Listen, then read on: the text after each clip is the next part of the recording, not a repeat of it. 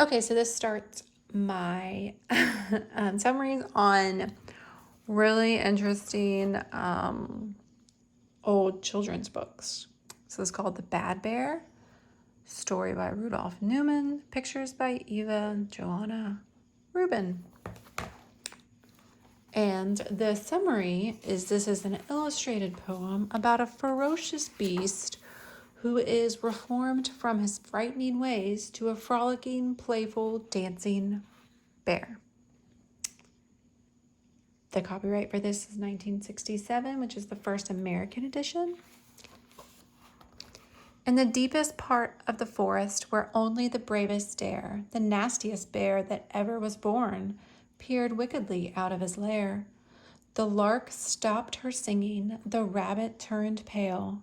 The frog wisely dove out of sight, for the rummaging, ravaging, ravenous bear had an endlessly large appetite. And as he was prowling those deepest dark woods, even the wolf cringed in fright. Two picnickers drove unsuspectingly by. The bear pounced upon them with zeal. They shivered and shook at his blood-curdling roar, then ran to their coach with a squeal. And while the poor ladies looked helplessly on, he gleefully finished their meal. 3 girls from the village were doing their wash when the bear struck again without warning. He startled them so with his menacing growl that they ran for the rest of the morning.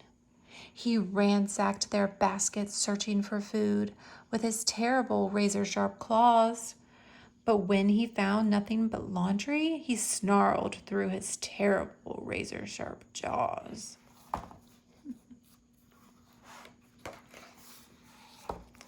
One week later, in the palace garden on a sunny afternoon in May, a birthday party for the princess was getting underway. The guests were assembled, the table was set, when the bear made a sudden intrusion and pilfered the poor little princess's cake and escaped amidst all the confusion.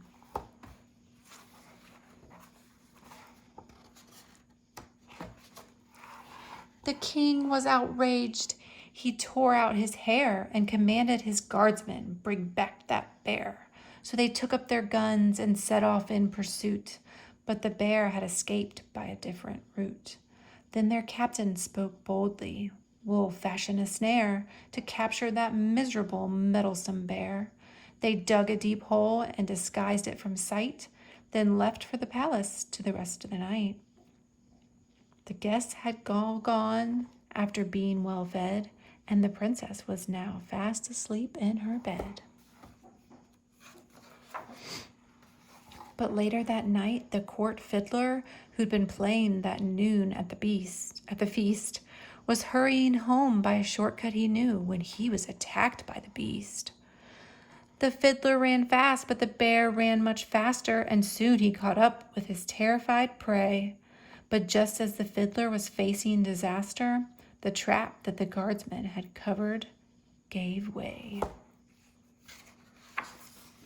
As the bear and the fiddler sat in the pit, the fiddler thought with distress and despair, it really is awful for such a fine fiddler to end up inside such a bad-mannered bear. Since it seems, he reflected, that I'm to be eaten, I might as well fiddle. I've no other choice. But when he began, the bear pricked up his ears and started to sing in a booming bass voice.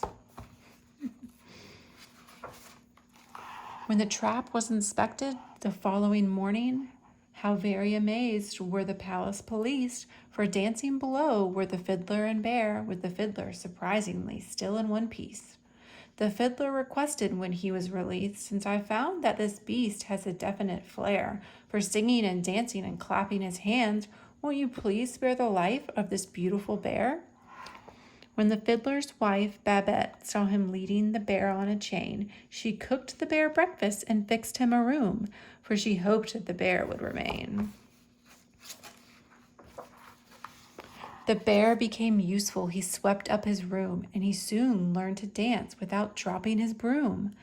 Babette so admired how well he could dance that she made him a pair of incredible pants. Those are incredible. The neighborhood children came over to share in their frolic and games with the musical bear. The boys loved to ride on his broad furry back. The girls loved to play blindsman's buff. So the bear was invited to every affair, for he never was rowdy or rough. The king soon invited the musical bear to the next palace feast in the garden. The children all gave him sweet chocolate and cake, and the governor gave him a pardon.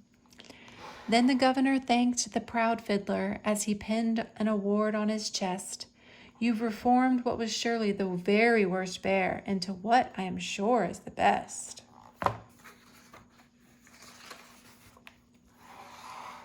Moral: a bear, no matter how bad he's been, can learn to mend his ways, to sing and to dance if given a chance, and a certain amount of praise.